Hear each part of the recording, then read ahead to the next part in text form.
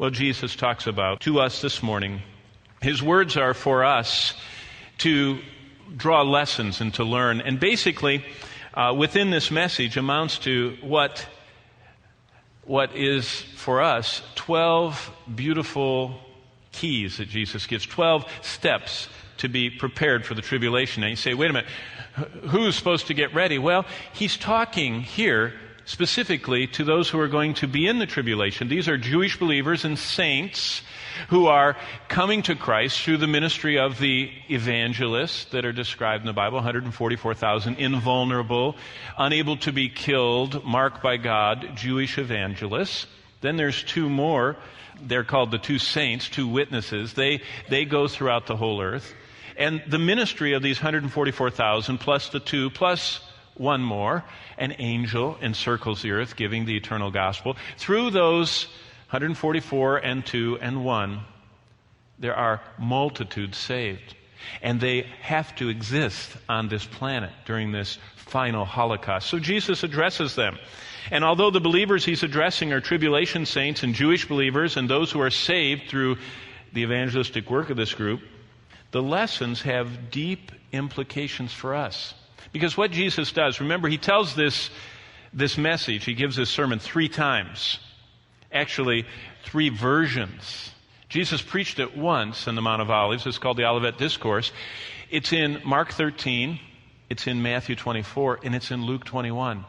But each one of these messages, if you read them, are pointed toward almost a different audience. This one in Luke is pointed specifically toward the Gentiles for them to see. This isn't really oriented Jewishly, even though it's a message for Jewish people.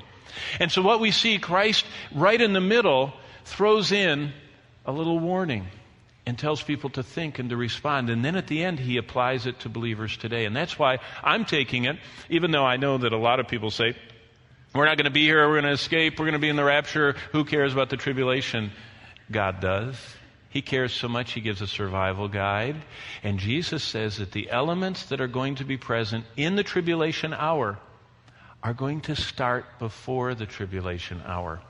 And we have just as much cause to be concerned that we not be deceived, that we not be fearful, that we not be anxious as our world irresistibly is drawn toward that final hour.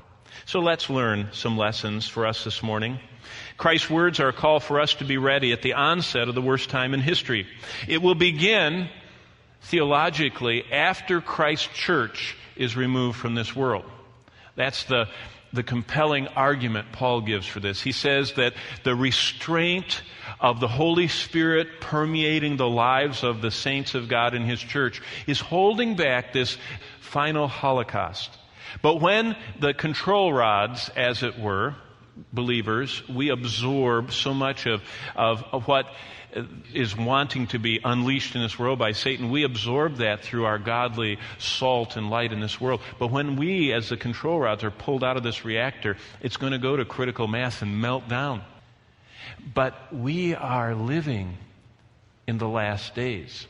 I'm thankful I can say that with certainty because it says in Hebrews 1:2, the last days began when Christ proclaimed the gospel on earth. And so the last days actually began 2,000 years ago. And if they began 2,000 years ago, we're later in the last days than they were then. And Paul was so anxiously looking for Christ's return. But the climate of the tribulation is already here. What we're going to see this morning, all of those elements are already here.